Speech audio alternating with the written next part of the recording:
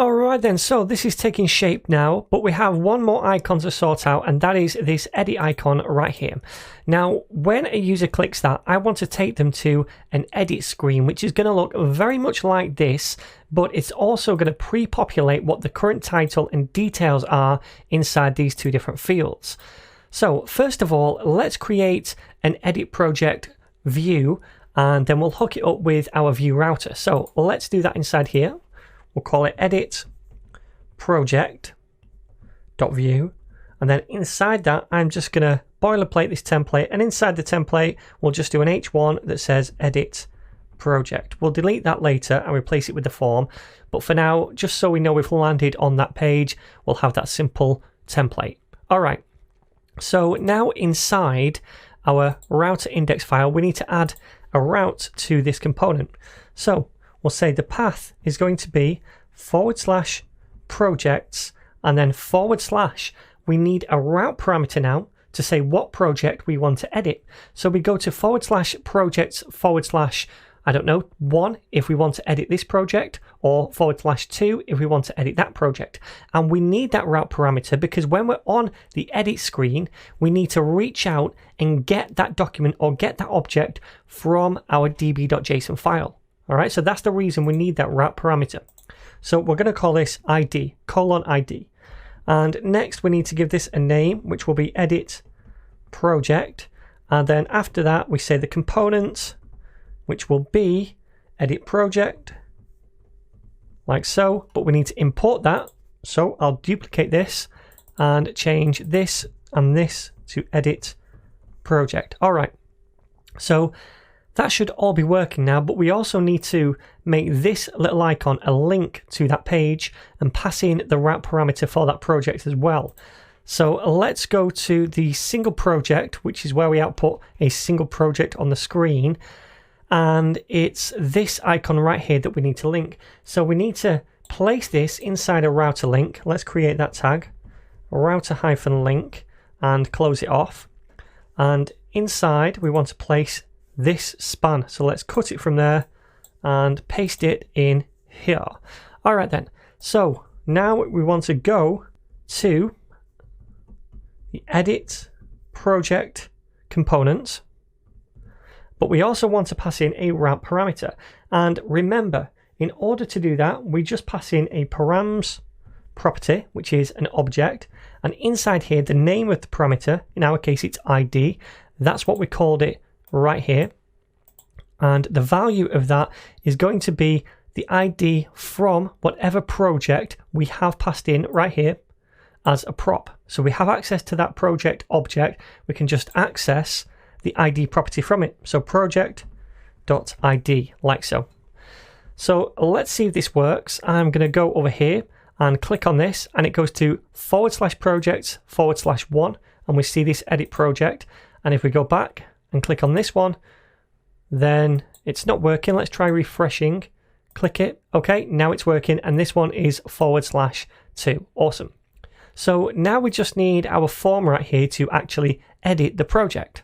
So I'm going to just head on over to the add project component and grab this form right here, because this form and the edit form are actually going to be pretty identical.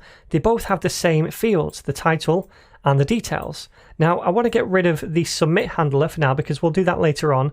And what I'd also like to do is create data properties for these vModels, title and details, so we can track what a user types into them. So let's create our data function, which returns an object, and inside we need a title, which will start as an empty string, and also we need details, which will start as an empty string. So now we have those two, but also I would like to be able to show what the current values are for the project. So if I save this at the minute, I'm going to go back to projects, and if I click on this, I would like to see this title and these details pre-populated inside these form fields. And we're going to do that by querying our database for the project with the ID of this route parameter right here. Now, in order to access this, I want to accept it as a prop in my component. And remember, to accept a route parameter as a prop in a component, we have to say that is allowed inside the route object. And to do that, we say props true. So now if we pass in a route parameter into this component, we can accept it as a prop. So now inside single project, I'm going to go, oops, not single project, sorry, edit project. I'm going to go over here and say we want props, and the prop is going to be the ID.